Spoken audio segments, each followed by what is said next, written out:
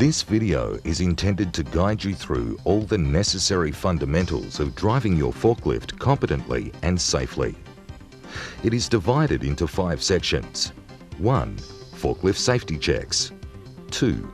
Operating procedures. 3. Shutdown and parking. 4. Refueling and recharging. 5. Using attachments. Please note that no matter which forklift model you're operating, it is important to also read and fully understand the operator's manual before driving. Whilst we trust you will find this video useful, it is not intended to replace any written material.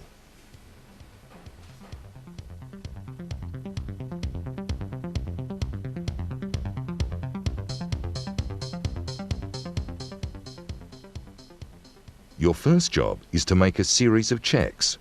These are all important for operational and safety reasons and should be undertaken on a daily basis before you start any work. Firstly, you'll need to check that the fluid levels are correct. For the engine oil, hydraulic oil, and engine coolant. For other forklift brands, you will also need to check the levels of transmission oil, brake fluid, and power steering fluid. Then check the belts and hoses both for tension and for any water or oil leaks.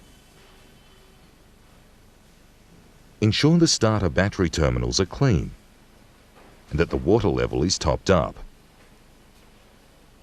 If the truck is fitted with LPG, check that all connections are tight, that there are no leaks, the cylinder is not out of date, and that the forklift is fitted with an LPG compliance plate.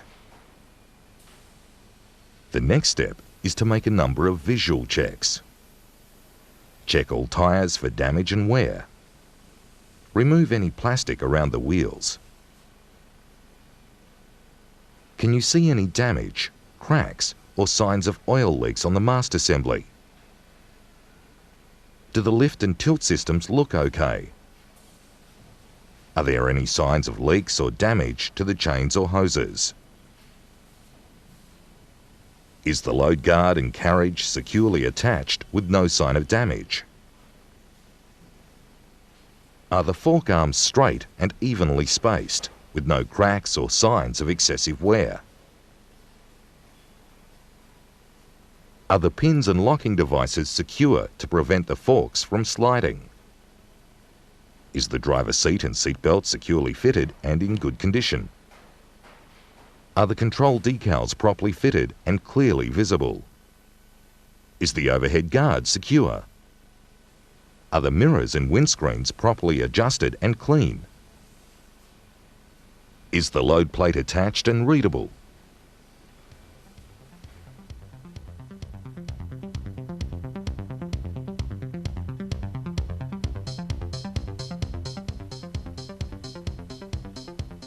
When you enter the cabin, do so from the left side. Do not hold the steering wheel for balance. Adjust your seat for comfort and correctly fasten your seatbelt. If you're using an electric forklift, check that the emergency isolator is operational. Just before you start the engine, make sure the park brake is on and the forklift is in neutral gear. Before you drive, check that all the lights and gauges are functioning correctly. Also check the horn and the reverse beeper. Before you set off, make sure the immediate area is clear. It's also a good idea to check the ground for any oil or fluid stains after you've moved off. Drive forward and in reverse to make sure the brakes are functioning properly. Check the steering from lock to lock and be aware of any odd noises or unusual vibrations. Finally, check all the hydraulic functions.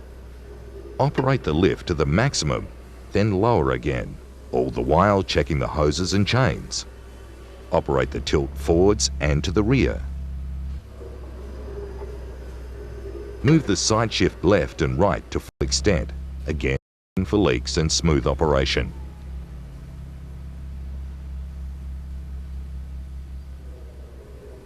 If you do find a fault, park the forklift, remove the key, and place a Do Not Use tag where it is clearly visible. Then report the fault to your supervisor immediately so that a technician can be called. You can only make minor repairs to a forklift if you are a qualified person and have been authorized by your employer to do so.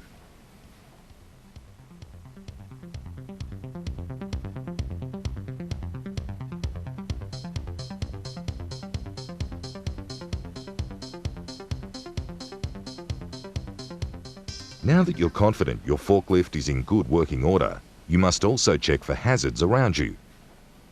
Are there any power lines or overhead service lines that might be hazardous to you? In low clearance doorways, are the roller doors fully open? Is the floor surface you're working on firm? Are there bumps, holes or soft areas? Are there any surrounding buildings in close proximity? Check road bridges for height clearances and/or weight restrictions.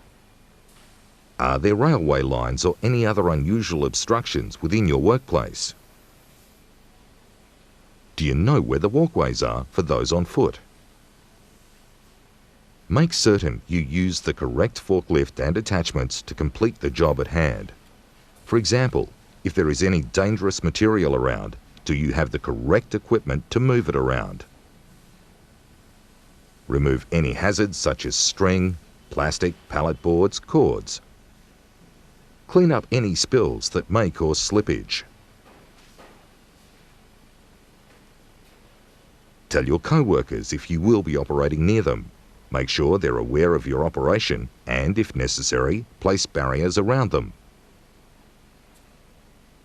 And finally, check that you are suitably clothed with safety boots and personal protective equipment where required. A safety vest is also recommended.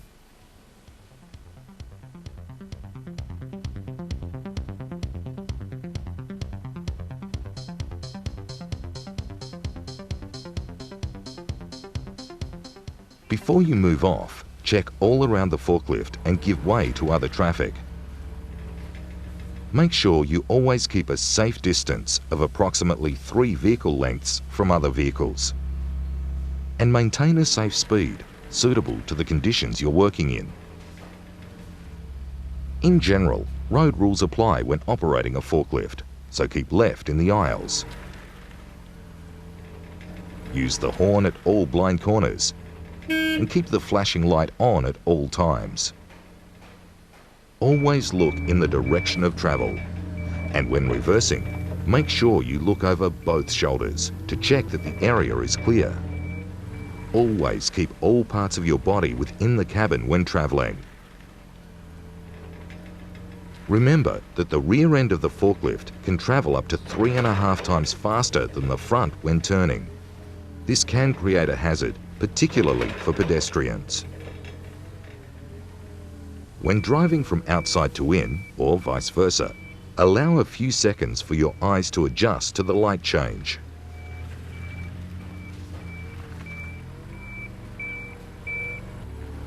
Slow down through puddles, as the surface may be very slippery. If you need to cross railway tracks, either use a ramp or cross at a 45-degree angle. When traveling on an incline, the load should always face uphill to ensure stability of the load and forklift. Drive forwards up the hill. However, if the load obstructs your vision, have another person guide you. If you're not carrying a load, reverse up the hill and drive forwards down the hill. Never turn or drive across an incline. The forklift may tip over. If your load is unbalanced, keep the heavy side of the load at the heel of the tines. Keep your forklift and load at least 2 meters away from distribution power lines and at least 6 meters away from transmission power lines. If you do contact a power line, warn other people to stand clear. stay on the forklift and have someone turn the power off. Try and break contact by reversing away. And if you must jump off, don't touch the ground and the forklift at the same time. And of course, no passengers are ever allowed to be carried at any time, unless an approved seat and footrest is fitted within the confines of the overhead guard.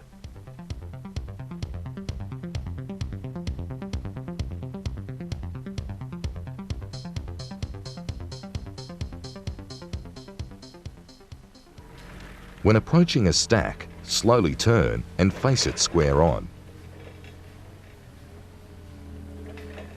If you are not square on, shunt the forklift until you are. Remember that a forklift is just like a seesaw. The balance point is the front wheels. So if you lift too much weight, the truck will become unstable during braking and steering. The rear wheels may lift off the ground. So ensure you check the lift height, load center distribution, and safe working load for your model. The load center distance is measured from the vertical face of the forks to the center of gravity of the load.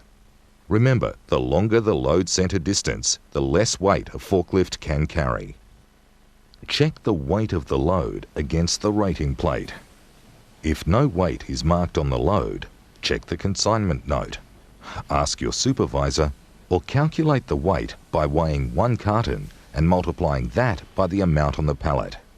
Then add 60 kilograms for the pallet. As you approach the pallet, bring the mast to vertical to make entry easier. Raise the forks to the required level. Remember to use your park brake if you're on an incline. As you enter the load, make adjustments to the fork height to avoid scraping the pallet. Raise the load with a slight back tilt. Check you have sufficient clearance above the load.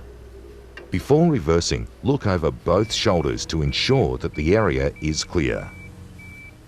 As you prepare to travel, lower the load to just above ground level and below axle height with enough rear tilt to stabilize it. Check that the load is high enough to clear any bumps or rises on the floor. In a reach truck, the travel position for the load is just above the legs, with the mast reached back and enough rear tilt to stabilize the load. Always proceed with caution.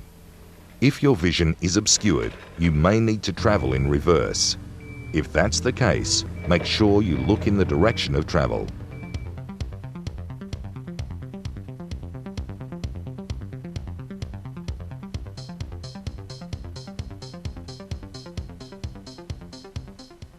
Approach the stack or rack with rear tilt. Turn and face the stack and shunt if required. Bring the mast to vertical or use slight back tilt if required before raising the load. Check the capacity and stability of the rack or stack. Make sure it's rated for the load you're carrying. If you're stacking on top of another load, firstly ensure the bottom stack is stable. If you are putting a load onto a rack, raise the load to the required height, making sure there is enough clearance overhead. Remember to use the park brake if you're stacking on an incline. Drive forwards until the load is squarely over the stack. Check for clearance as you go. Lower the load and check for stability. Settle the load evenly and lock onto the rack. Look over both shoulders before reversing clear of the rack. Don't scrape the load or the rack.